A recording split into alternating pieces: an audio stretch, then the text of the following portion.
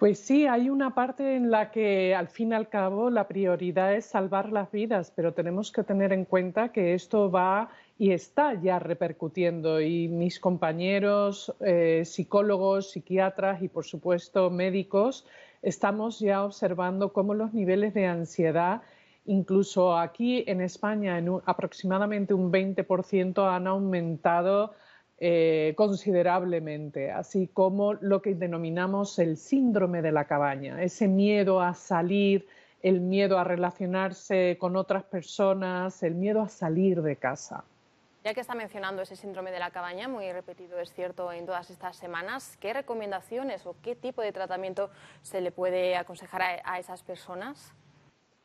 Bueno, básicamente lo más importante es que uno se escuche y acepte que en ese momento pues tiene un poco de ansiedad o miedo y que planifique, que haga un plan de acción gradual que se adapte a sus propias necesidades. Es decir, no hace falta salir y hacer una terapia de shock, puede ir de manera gradual, poco a poco. Si hace falta ir acompañado, pues eso ayudará y, por supuesto, siempre podrá contar con la ayuda de profesionales de salud mental, psicólogos, psiquiatras y los médicos. Y bueno, es algo que por un lado es normal sentir ese miedo y esa ansiedad, pero por otro lado también es muy importante ir afrontándolo poco a poco y de una manera amable y pausada.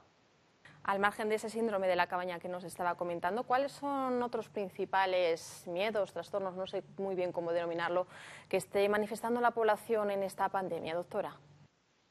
También hay muchísimo miedo por el contagio. Me estoy encontrando a muchísimas personas que están viviendo incluso una pesadilla, el temor a ser contagiados porque hacen una asociación de ideas que si me contagio me voy a morir o voy a acabar entubado en un hospital.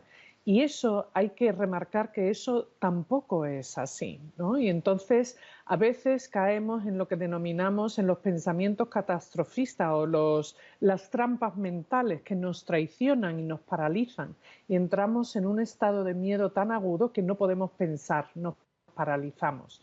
Por lo tanto, teniendo en cuenta la edad, si somos o no de alto riesgo, no todo el mundo que se contagia, de hecho una mayoría, no acaba necesariamente en el hospital ni entubado, ¿no? Esas personas que si tienen pues ciertas condiciones de salud o una edad considerable, pues son personas que tienen que tener cuidado, pero personas jóvenes y sanas, ¿no? Y sencillamente, pues desde luego hablar con sus propios médicos, hacerse las pruebas, si pueden hacérselas o tienen acceso.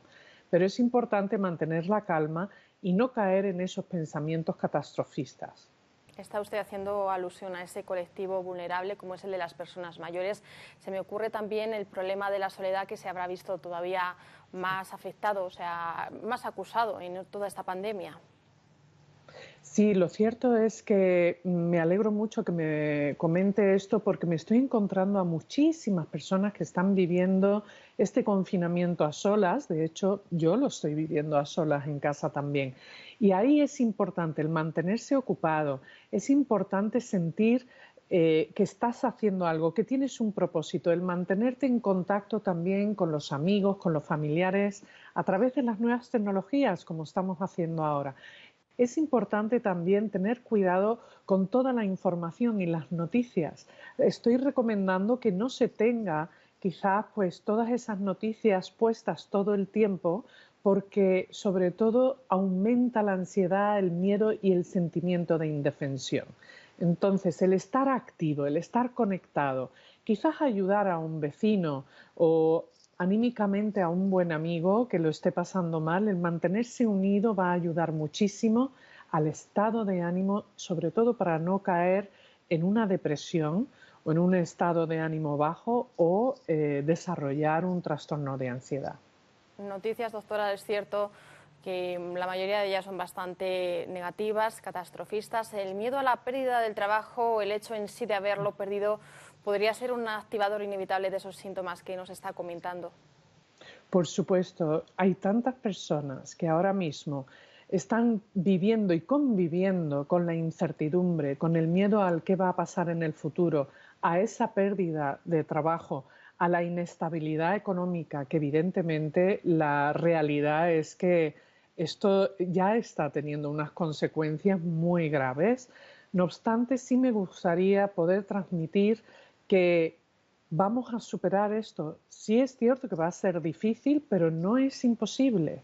No es imposible. Esto lo vamos a superar y entre todos pues vamos a conseguir salir de esto. Pero sí es verdad que hay personas que lo van a pasar peor que otras y a esas personas hay que ayudarlas, atenderlas y darle una serie de facilidades para que puedan aplicar toda su creatividad y todos sus recursos, el máximo posible, para poder recuperarse y desde luego no solamente trabajar ellos, sino también dar trabajo a otros.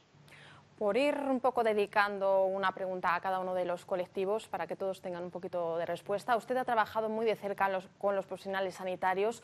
¿Padecen ese estrés postraumático? ¿Ha comprobado que tienen necesidad de desahogarse?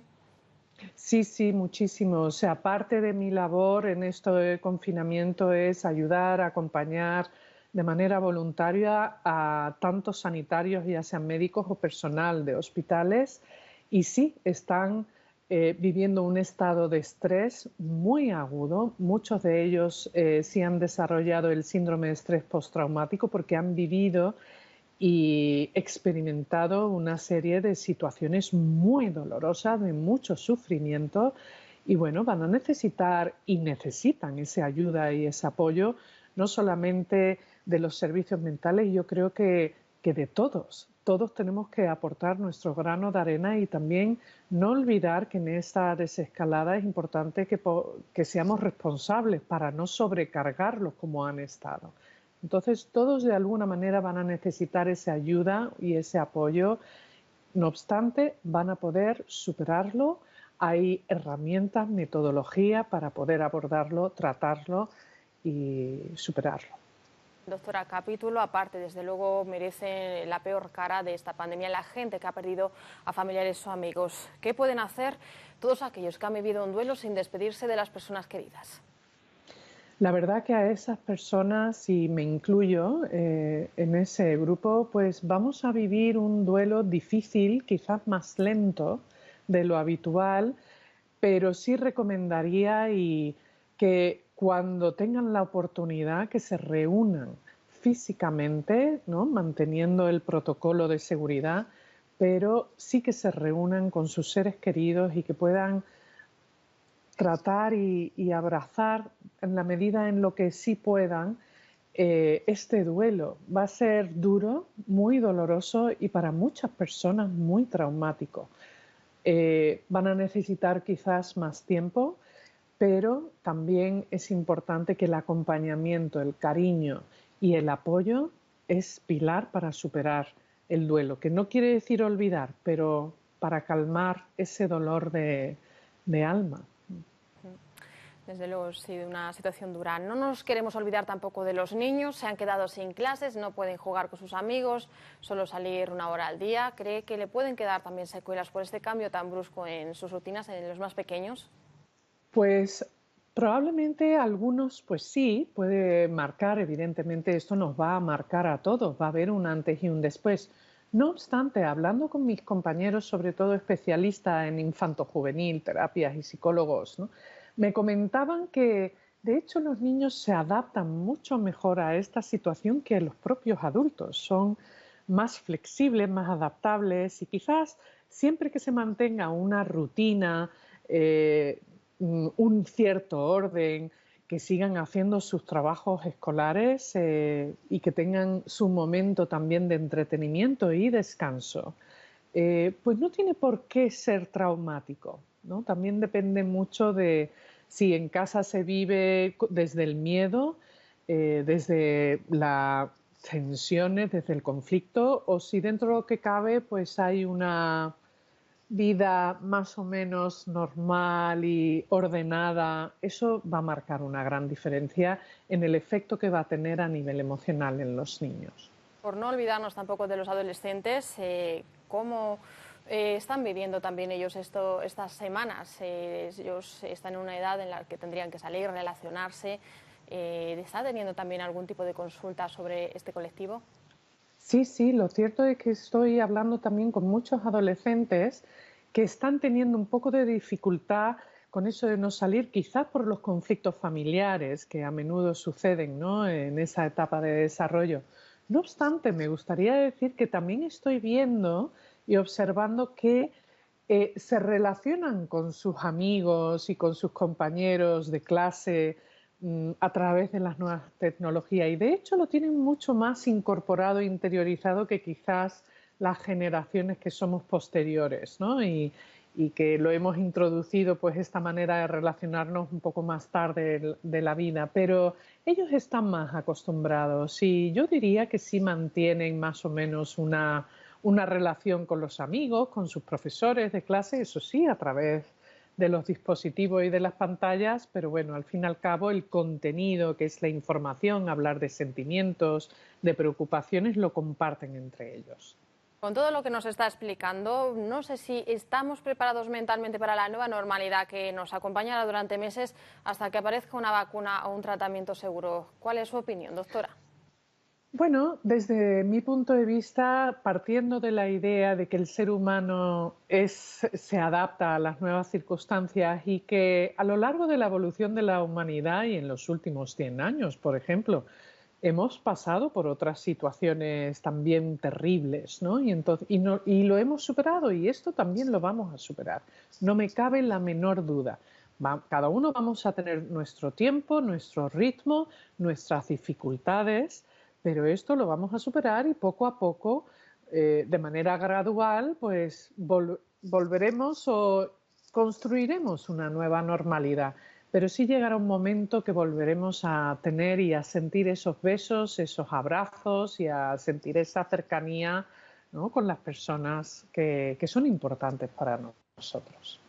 Queremos quedarnos con ese mensaje optimista, esperanzador, pero también querría preguntarle ya para terminar la entrevista, ¿por qué a algunas personas le cuesta tanto seguir ese protocolo de seguridad y mantener la distancia mínima de 2 metros? ¿Habría alguna causa psicológica que pueda explicarlo? Es cierto que la mayoría es gente responsable, pero también estamos viendo muchas conductas, la verdad, que dejan bastante que desear. Pues sí, para algunas personas, quizás para esas personas hay un sentimiento de resistencia o quizás de inconsciencia, ¿no? Ignoran realmente qué es lo que significa tener que estar confinados, qué significa y los efectos y consecuencias de una pandemia y sienten una cierta invulnerabilidad. Evidentemente, personas así hay en todas partes y en todas las culturas y en todos los países. Aquellas personas que son irresponsables y consideran que tienen el derecho a saltarse esas reglas y la responsabilidad frente a otros, frente a sus familiares o a sí mismos. Pero sí creo que es importante decir que la gran mayoría lo está cumpliendo, la gran mayoría. Y eso no hay que perderlo de vista. Pues con ese mensaje